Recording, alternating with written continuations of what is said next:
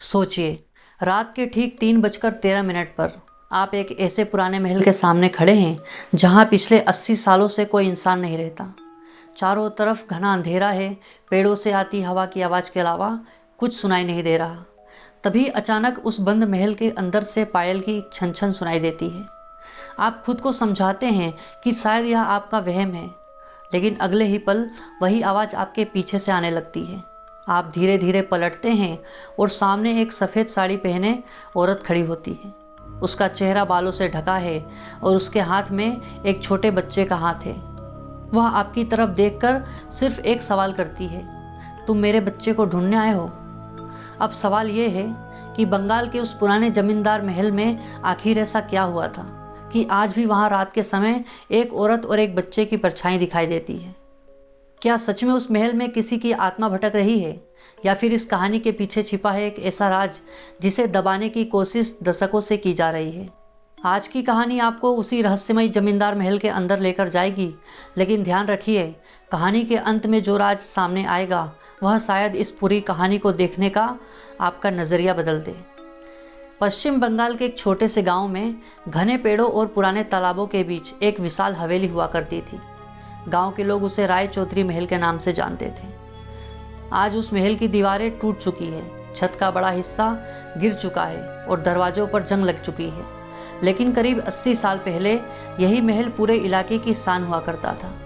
ऊंचे खंबे, बड़े बड़े कमरे, लंबी बालकनी, संगमरमर की सीढ़ियाँ और महल के बीचों बीच बना एक विशाल आंगन। यहाँ रहने वाला परिवार इलाके के सबसे प्रभावशाली जमींदार परिवारों में गिना जाता था। उस परिवार का मुखिया था राजेंद्र नारायण राय चौधरी, जिसकी ज़मीनें कई गांवों तक फैली हुई थी।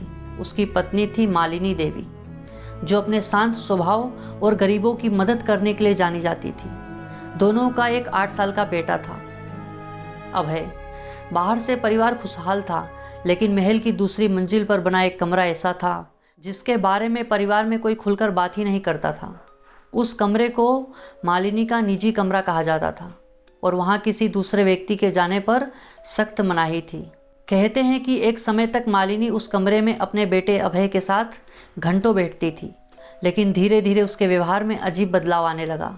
वह रात के समय अचानक उठ जाती, लंबे गलियारे में अकेली खड़ी होकर किसी से बातें करती। नौकरों ने कई बार उसे आधी रात को सीढ़ियों के पास खड़े देखा था। जब उससे पूछा जाता कि वह इतनी रात को वहाँ क्यों खड़ी है, तो वह हमेशा एक ही बात कहती थी कि कोई मुझे बुला रहा है। राजेंद्र नारायण ने इन बातों को गंभीरता से नहीं लिया। उसे लगता था कि उसकी पत्नी किसी मानसिक परेशानी से गुजर रही है। लेकिन कुछ ही दिनों बाद महल के दूसरे लोगों ने भी अजीब आवाज़ें सुननी शुरू कर दी। कभी ऊपर के बंद कमरे से बच्चे के हंसने की आवाज़ आती, कभी किसी महिला के रोने की, और कभी रात के सन्नाटे में पायल की आवाज़ पूरे गलियारे में गूंजती। जब नौकर ऊपर जाकर देखते तो कमरा हमेशा बंद मिलता। फिर आई वह रात जिसने इस महल की पूरी कहानी ही बदल दी। सावन की एक काली रात थी। बाहर तेज बारिश हो रही थी और बिजली बार बार चमक रही थी। रात करीब 12 बजे अचानक मालिनी की चीख पूरे महल में गूंज उठी।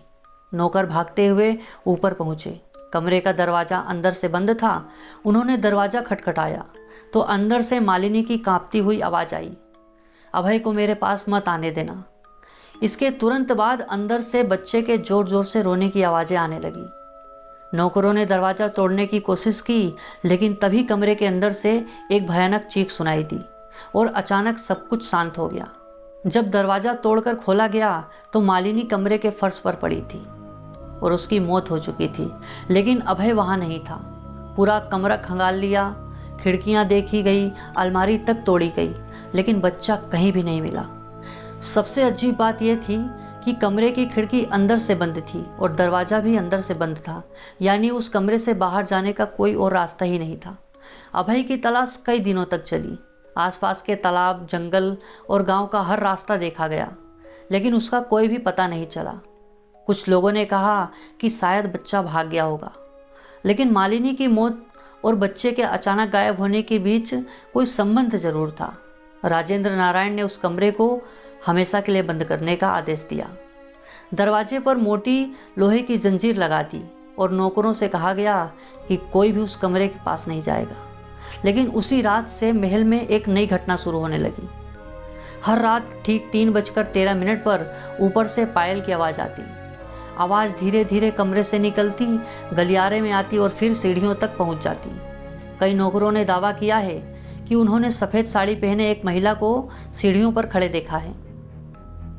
उसके बाल चेहरे पर बिखरे होते थे और उसके साथ एक छोटा बच्चा भी खड़ा रहता था। कुछ ही महीनों में महल के नौकर एक एक करके नौकरी छोड़कर चले गए। राजेंद्र नारायण भी आखिरकार शहर चला गया। उसने दोबारा उस महल में रहने की कोशिश नहीं की। धीरे धीरे हवेली वीरान हो गई और समय के साथ उसकी कहानी गांव की लोक कथा बन गई। बुजुर्ग बच्चों को डराते हुए कहते कि शाम के बाद राय चौधरी महल की तरफ मत जाना, वहाँ मालिनी अपने बच्चे को ढूंढती है। कई दशक बीत गए। फिर एक दिन गांव में सुमित नाम का एक युवक आया। उसने पुराने महलों और ऐतिहासिक जगहों की तस्वीरें खींचने का शौक था। गांव वालों ने उसे हवेली के बारे में बताया और रात में वहां न जाने की सलाह दी, लेकिन सुमित को इन बातों पर बिल्कुल भी विश्वास नहीं था। वह अपने दोस्त अमित के साथ कैमरा लेकर दोपहर में महल के अंदर पहुंच गया। दोनों ने कई कमरों की तस्वीरें लीं और धीरे धीरे दूसरी मंजिल पर पहुंच गया। वहां उन्हें वही पुराना बंद कमरा दिखाई दिया। दरवाजे पर लगी जंजीर अब भी मौजूद थी। सुमित ने कैमरा उठाया और उस दरवाजे की तस्वीर खींची। तस्वीर लेते ही कैमरा कुछ सेकंड के लिए बंद हो गया। जब कैमरा दोबारा चालू हुआ तो दोनों ने अंदर से बहुत धीमी आवाज़ सुनी, अभय। दोनों वहीं जम गए। कुछ सेकंड बाद फिर आवाज़ आई, अभय दरवाज़ा खोलो। अमित ने तुरंत कहा कि उन्हें वहाँ से निकल जाना चाहिए। दोनों सीढ़ियों की तरफ बढ़े, तभी उनके पीछे से पायल की आवाज़ आने लगी। पहले बहुत धीमी और फिर तेज होने लगी। सुमित ने डरते हुए पीछे देखा। गलियारा खाली था, लेकिन फर्श पर गीले पैरों के निशान दिखाई दे रहे थे। निशान बंद कमरे से निकलकर धीरे धीरे उनकी तरफ आ रहे थे। दोनों दोस्त भागते हुए नीचे आए और बिना पीछे देखे हवेली से बाहर निकल गए। उस रात सुमित ने कैमरे की सारी तस्वीरें देखने का फैसला किया। एक तस्वीर पर उसकी नज़र रुक गई। वह उसी बंद कमरे की तस्वीर थी। तस्वीर को जूम करने पर दरवाजे के ऊपर बनी छोटी खिड़की में एक महिला का चेहरा दिखाई दे रहा था। उसके बाल चेहरे पर फैले हुए थे और उसकी आंखें सीधे कैमरे की तरफ देख रही थी। लेकिन सबसे डरावनी बात यह थी कि उसके पीछे एक छोटे बच्चे का चेहरा भी दिखाई दे रहा था। सुमित ने तस्वीर गांव के एक बुजुर्ग को दिखाई। तस्वीर देखते ही बुजुर्ग ने मोबाइल उसके हाथ से छीन लिया और कहा कि इसे तुरंत डिलीट कर दो। सुमित ने पूछा, ये कौन है? बुजुर्ग ने कांपती आवाज़ में कहा, मालिनी और उसके पीछे अभय। सुमित ने पूछा, लेकिन अभय तो गायब हो गया था। बुजुर्ग कुछ देर चुप रहा। फिर उसने बताया कि कई साल बाद जब महल की मरम्मत की कोशिश हुई थी, तब उसी कमरे की दीवार के अंदर से अभय का छोटा लकड़ी का खिलौना और उसकी चांदी की पायल मिली थी, लेकिन अभय का शरीर कभी नहीं मिला। तभी से गांव में यह माना जाने लगा कि उस कमरे में सिर्फ मालिनी की मौत नहीं हुई थी, बल्कि अभय भी उसी रात किसी रहस्यमयी तरीके से मर गया था।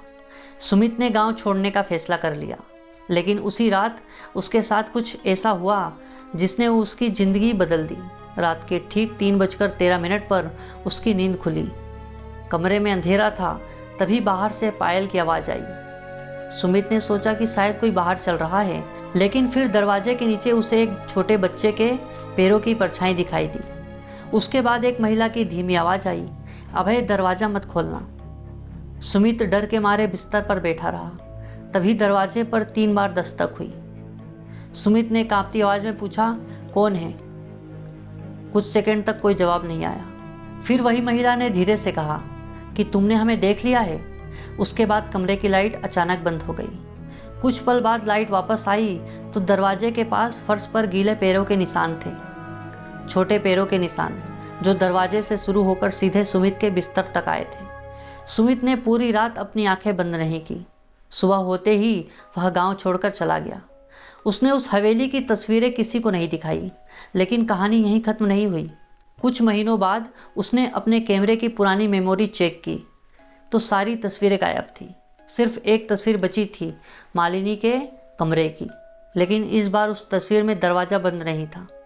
दरवाज़ा थोड़ा खुला हुआ था और उसके अंदर अंधेरे में मालिनी खड़ी थी। उसका एक हाथ अभय के हाथ में था। दोनों सीधे कैमरे की तरफ देख रहे थे और तस्वीर के नीचे कैमरे ने अपने आप एक तारीख लिखी थी, आज की तारीख। कहा जाता है कि आज भी उस पुराने बंगाली जमींदार महल के पास रात में जाने वाले लोगों को पायल की आवाज़ सुनाई देती है। कुछ लोग कहते हैं कि उन्होंने दूसरी मंजिल की खिड़की में सफ़ेद साड़ी पहने महिला को देखा है। कुछ कहते हैं कि उन्हें किसी बच्चे के दौड़ने की आवाज़ सुनाई देती है। लेकिन गांव के बुजुर्ग आज भी एक बात कहते हैं कि अगर कभी उस महल के पास से गुजरते हुए आपको छन छन छन की आवाज़ सुनाई दे तो पीछे मुड़कर मत देखना, क्योंकि अगर आपने पीछे मुड़कर उसे देख लिया तो हो सकता है वह सिर्फ आपको दिखाई ना दे बल्कि आपके पीछे आपके घर तक आ जाए। और शायद यही वजह है कि उस महल का दरवाज़ा आज भी बंद है, क्योंकि कुछ दरवाजे इसलिए बंद नहीं किए जाते कि उनके पीछे कोई नहीं है, बल्कि इसलिए बंद किए जाते हैं कि उनके पीछे जो है उसे बाहर आने से रोकना ज़रूरी है। अगर ये वीडियो आपको अच्छा लगा हो तो वीडियो को लाइक करें और चैनल को सब्सक्राइब करें। धन्यवाद।